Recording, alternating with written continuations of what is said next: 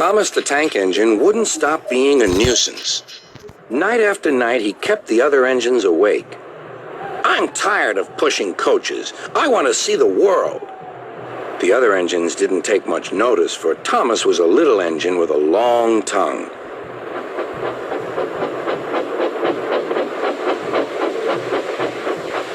But one night, Edward came to the shed. He was a kind little engine and felt sorry for Thomas. "I've got some freight cars to take home tomorrow. If you take them instead of me, I'll push coaches in the yard." "Thank you," said Thomas. "That will be nice." Next morning, Edward and Thomas asked their drivers, and when they said yes, Thomas ran off happily to find freight cars.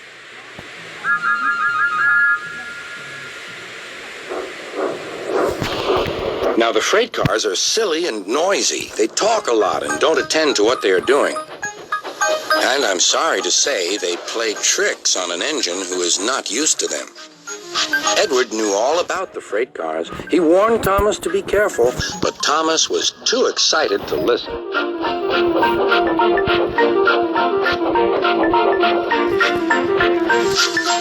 The shunter fastened the coupling, and when the signal dropped, Thomas was ready. The conductor blew his whistle. "Beep, beep," answered Thomas and started off. But the freight cars weren't ready. Oh, they screamed. "Wait, Thomas, wait." But Thomas wouldn't wait. Come on, he puffed. All right, don't fuss, grumbled the cars.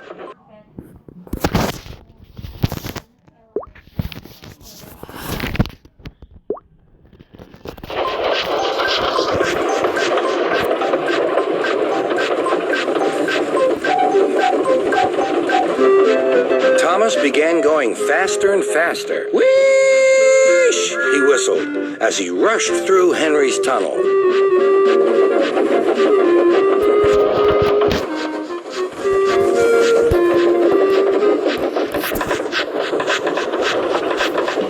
Hurry, called Thomas.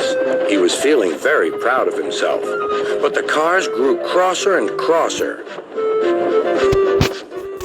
At last, Thomas slowed down as he came to Gordon's Hill.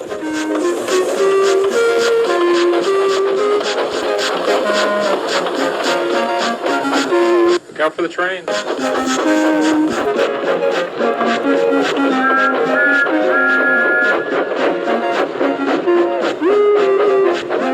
"Steady now, steady," warned the driver as they reached the top. He began to put on the brakes. We're stopping, called Thomas.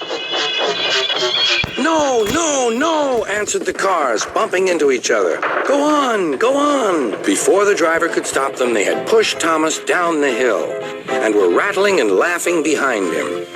Poor Thomas tried hard to stop them from making him go too fast. Stop pushing, he hissed. But the cars took no notice. Go on, they giggled in their silly way.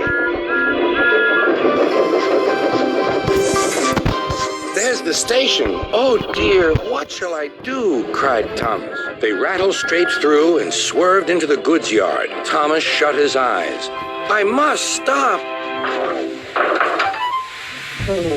When he opened his eyes, he saw he had stopped just in front of the buffers.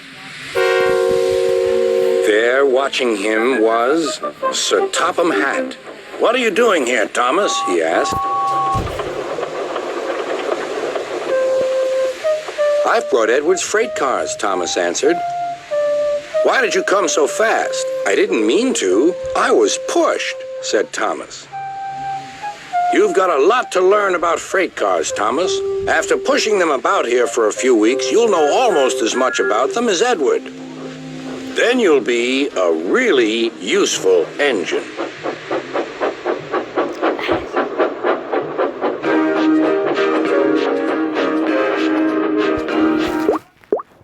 By the way, sorry for the noises in the background.